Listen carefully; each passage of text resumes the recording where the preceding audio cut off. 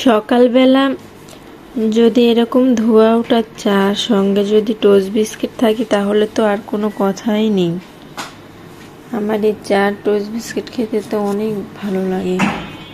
আর নাও আসো, এই যে দেখছো, ওয়াও,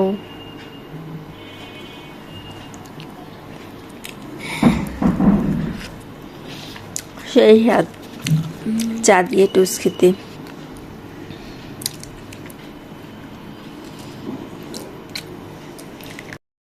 আজকে সকাল সকাল আমার শাশুড়ি ব্যাগ ভরে বাড়ির গাছের কিছু সবজি পাঠিয়েছে। এখানে বাড়ির গাছের 2টি চাল কুমড়া এবং বাড়ির গাছের কিছু ডুমুর এবং বাড়ির গাছের মিষ্টি কামরাঙ্গা, কিছু কাঁচামরিচ, পেঁপে, এই সবই বাড়ির গাছের পাঠিয়েছে। তো আজকে ভাবছি যে বাড়ির গাছে যখন ডুমুরগুলো পাঠিয়েছে তাহলে টাটকা টাটকা রান্না করে ফেলি। সেজন্য আমি এখানে পেঁয়াজ কাটা এবং মরিচ কাটা তেলে দেওয়ার জন্য ভালো করে দিয়ে নাড়াচাড়া করছি। সঙ্গে কিছু মশলা অ্যাড করব, লবণ, জিরা, হলুদ, এই সবই আমি ভালোভাবে দিয়ে নিচ্ছি।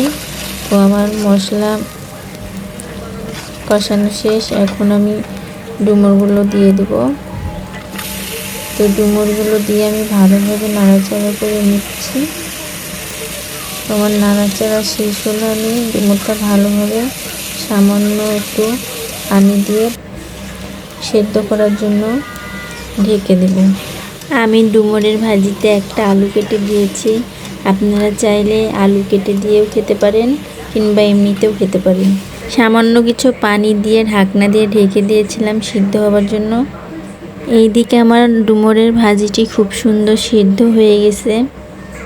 তো এখন আমি কিছু সময় নাড়াচাড়া করে নিব। বেশ কিছু সময় আমি পানিটুক মারার জন্য নাড়াচাড়া করছি, যাতে ডুমুরের ভাজিটুকু পোড়া পোড়া হয়ে আসে। পোড়া পোড়া হলেই ডুমুরের ভাজিটি খেতে অনেক স্বাদ লাগে। তো আমার মতো কে কে ডুমুরের ভাজি খেতে পছন্দ করেন অবশ্যই কমেন্ট করে জানাবেন। আর আমার ভাজিটি কেমন হয়েছে সবাই বলবেন। আমার রান্নাটা প্রায় শেষের দিকে।